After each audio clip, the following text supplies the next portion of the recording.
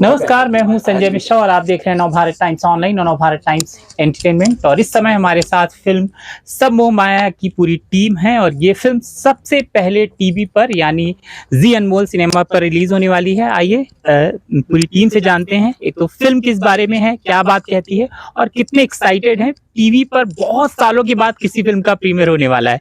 स्वागत और शुभकामनाएं। आपसे शुरू। बस जी, आप लोगों की शुभकामनाएं चाहिए और जितनी मेहनत के बाद हमारे भाई डायरेक्टर साहब ने कहा ही था कि फिल्म जो है बनाना मुश्किल है, उसके बाद उसे जनता तक पहुंचाना और ज़्यादा मुश्किल काम है। और इतने लवाजमे को साथ रखते हुए एक स्क्रिप्ट को, एक आइडिया को डेवलप करके उसकी कहानी बनाना, उसको जस्टिफाई करना, इसमें ये पूरी तरह से सफल रहे हैं। मतलब मैं तो प्रोमो ही देख के जब समझ में आ जाए, देखिए प्रोमो गैर का हो कि अपना हो, प्रोमो समझ में आना चाहिए। न्यूट्रल रैशनल पर्सपेक्टिव का आदमी है तो मुझे समझ में आ गया कि हाँ भाई कहानी क्या है आपकी, बस खत्म हो, कहानी समझ में आ गई। जी बिल्कुल, कहानी समझ में आती है और बहुत ही कॉम्प्लिकेटेड सब्जेक्ट है, जिसको संवेदनशील सब्जेक्ट है और जिसको लिखना और बनाना, मैं वो सोच भी रहा था, मैं बात हुई थी हमारी। तो ये कितना मुश्किल था, कितना चैलेंजिंग था कि दिल में चोट भी करे और वो कॉमेडी भी हो। कॉमेडी करने की कोशिश नहीं करी है। सिचुएशन ही इतनी कॉमिकल है वो कि आप सोचिए, एक बेटा अपने पिता को जो बात बोल रहा है वो सोचने में इतनी अजीब लगती है और जब वो बोलता है तो एक पिता का क्या रिएक्शन होगा वो और भी ज़्यादा अजीब है इस फिल्म के अंदर पर्टिकुलरली। देखो, मरना कोई नहीं चाहेगा, लेकिन कुछ मजबूरियां ऐसी होती है एक रिलेशनशिप में जिसकी वजह से उस पड़ाव पे पहुंच जाती है ये फिल्म में कहानी। एंड केमिस्ट्री है बाप और बेटे की इस फिल्म में।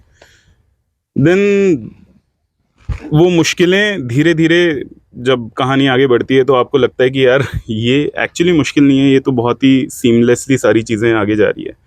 और जब वो होते होते जो चेंजेस आते हैं रिलेशनशिप में, वही पूरी एक कहानी है।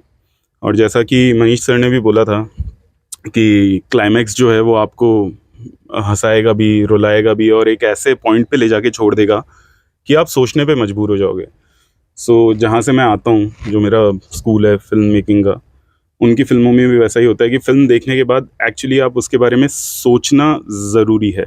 देख के निकल जाना is a different thing, but आपके साथ अगर वो फिल्म रह जाती है तो मेरे लिए वो फिल्म 100% है। मतलब तो इस फिल्म के साथ भी वही कोशिश करी है कि फिल्म ख़त्म होने के बाद थोड़ी देर आपके साथ रहे, आप सोचो उसके बारे में कि क्या हम भी कहीं ऐसे करप्ट तो नहीं हो गए हैं।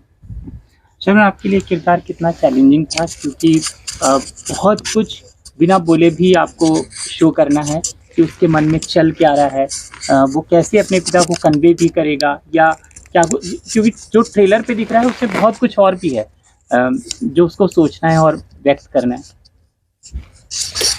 जी, it's not a character which has some physical challenge, has a mental challenge. It's a character which is in that sense easy to do because it's a father and son relationship. I would imagine how I would be with my father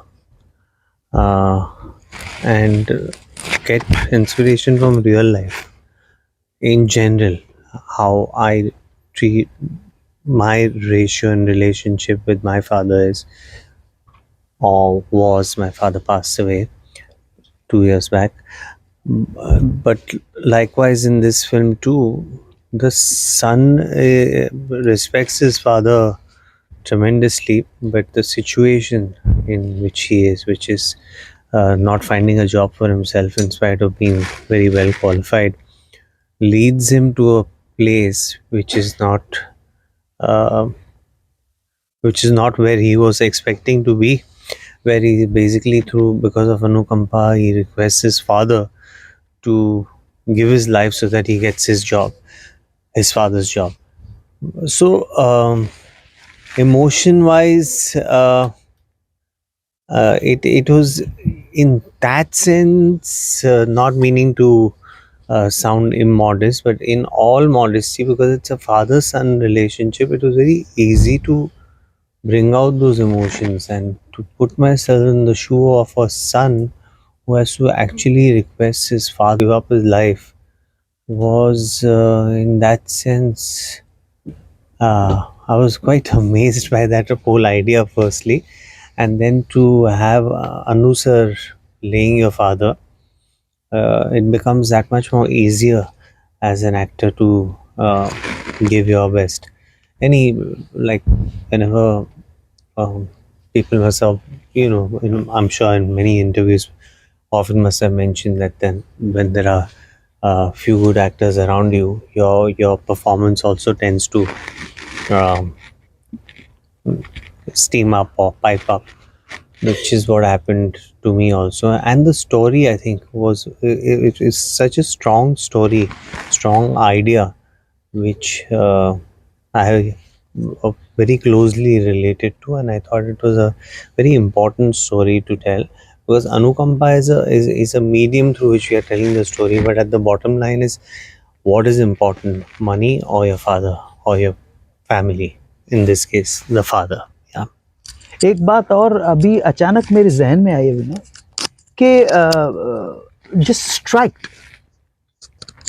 कि मेरा बेटा, सबसे पहली बात ये है कि एक कहीं एक पासिंग रेफरेंस भी आपने रखा है कि बचपन में ही माँ गुजर गई थी, राइट? मैंने सिंगल पेरेंट बन के अपने बेटे को पाला है, पाल पोस के बड़ा किया है, उसे तालीम दी है, ऐसी बात नहीं है। 4th ग्रेड कर्मचारी होने के बावजूद उसने अपने बेटे को पढ़ाया है।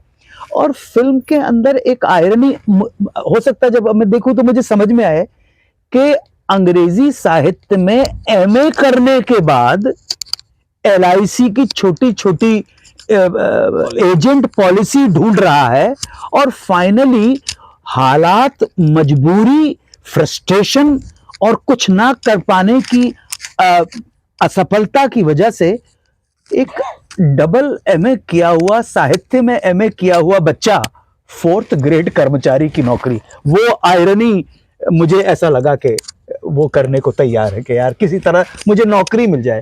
तो आप देखिए कहाँ से कहाँ, और ये शायद ये अगर ये बात पहुंचा सके हम आपके इंटरव्यू के थ्रू भी, कि न जाने कितने इतने पढ़े लिखे नौजवान होंगे जो मजबूरियों में फंसकर अब जितना टैलेंट है उस टैलेंट से नीचे गिर के एक मतलब मजबूरी के अंदर काम करने को ओह जी। हाँ अनुज जी, ट्रेलर पे तो दिख रहा है कहानी और दोनों की बॉन्डिंग, लेकिन जो नहीं दिख रहा है इस बॉन्डिंग में, और मैं देख रहा था रियल में भी आप बहुत शर्मन को गले लगा रहे हैं, प्यार कर रहे हैं, कि ये नहीं प्रेस की वजह से नहीं, वो तो हम बॉन्ड एक आपका डेवलप हुआ है और वो प्यार दिख भी रहा था।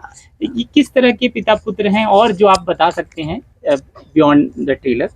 तो देखिए, मैंने जो अभी उन्होंने बात कही कि मन में है भी कि मैंने इसको पाला है अकेला पेरेंट होके। इनकी माताजी विद्या नाम था, क्या व से कोई नाम था फिल्म के अंदर, छोटे याद तो रखना पड़ेगा ना, है कुछ तो बहुत बचपन में ही गुजर गई, वो बोलता भी है विनोदनी कि तुम्हारी माताजी बचपन, ऐसा है कुछ। हाँ। वो बहुत इम्पोर्टेंट है, इस घर को विनोदिनी ने बड़े प्यार से। हाँ, वो इस घर को विनोद, आप समझ रहे ना। तो इस बच्चे की प्रॉब्लम समझता है वो, और शायद इसकी वजह से ही, देखिए पिता जो है, उनके भी पिता जा चुके हैं और मेरे पिता भी जा चुके हैं। पिता का स्थान कोई ले नहीं सकता है, माता का स्थान कोई ले नहीं सकता है। ये वो रिश्ते तो कहीं ना कहीं नजर आएंगे आपको वो, और वो जो पेथोस है, रिलेशनशिप की जो पेथोस है, जो है, जो बॉन्ड है, वो नजर आएगा यार। पिता और पुत्र का बॉन्ड है, कितना ही नाराज हो जाए पिता, पिता होता है, बेटा कितना ही विद्रोही हो जाए, लेकिन पिता होता है। ये भारत की एक पिता पुत्र की कहानी है, ध्यान रखिए। डायरेक्टर साहब, जब पहली फिल्म आती है तो हम ऐसे पले बड़े हैं फिल्म में कि हमारी फिल्म बड़े पर्दे पर लगे। ये भी एक बहुत बड़ी बात है कि एक अलग नया सिनेमा का एक नया वो हुआ है, और अब टीवी पर आपकी फिल्म आ रही है। तो कहीं इस चीज की एक खलिश है कि यार बड़ा पर्दा भी होता है, क्यों? नहीं, आई थिंक वो पहले जब ट्रेलर लॉन्च हुआ और जब सब बातचीत कर रहे थे तो अनुराग सर ने भी एक बात बोली कि फिल्म का ऑडियंस तक पहुंचना इम्पोर्टेंट है। अब मीडियम क्या है वो मुझे भी लगता है कि इम्पोर्टेंट नहीं है। लाइक बंदा की हम बात कर रहे थे, बंदा रिलीज हुई ओटीटी पे और उसके बाद थिएटर गई, so it was a very huge hit on OTT, then वो थिएटर्स में उनको रिलीज करनी पड़ी। सो मुझे लगता है हर चीज़ की एक डेस्टिनी होती है और इम्पॉर्टेंट ये है कि ज़्यादा से ज़्यादा ऑडियंस इसको देखे और वो अप्रिशिएट करेंगे तो अपने आप मुझे लगता है कि शायद कुछ और भी पॉसिबल है उसके बाद चीज़ें।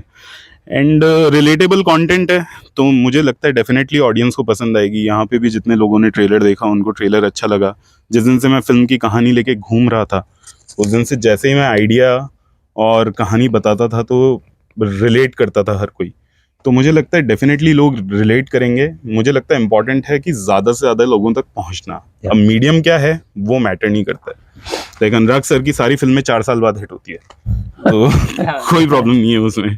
हमसे बात करने के लिए आप तीनों का बहुत बहुत शुक्रिया। कोई और सवाल जो मैंने पूछा ना हो लेकिन आपको लगता है आज ट्रेलर लॉन्च है और दर्शकों से सीधे अपनी बात कहनी है तो आप कह सकते हैं? आप तो पूछिए, हम अपनी तरफ से हमें कुछ नहीं कहना है, आप तो ढेर सारी पूछिए। शुभकामनाएं आप तीनों को। बस आपकी शुभकामनाएं चाहिए। 149 करोड़ का बिजनेस कर ले। ये आंकड़ा क्यों आपने उसमें बस बोल दिया, निकल गया, फकीर की जबान है, निकल गई, बस बात खत्म हो गई। कहो भैया। Thank you.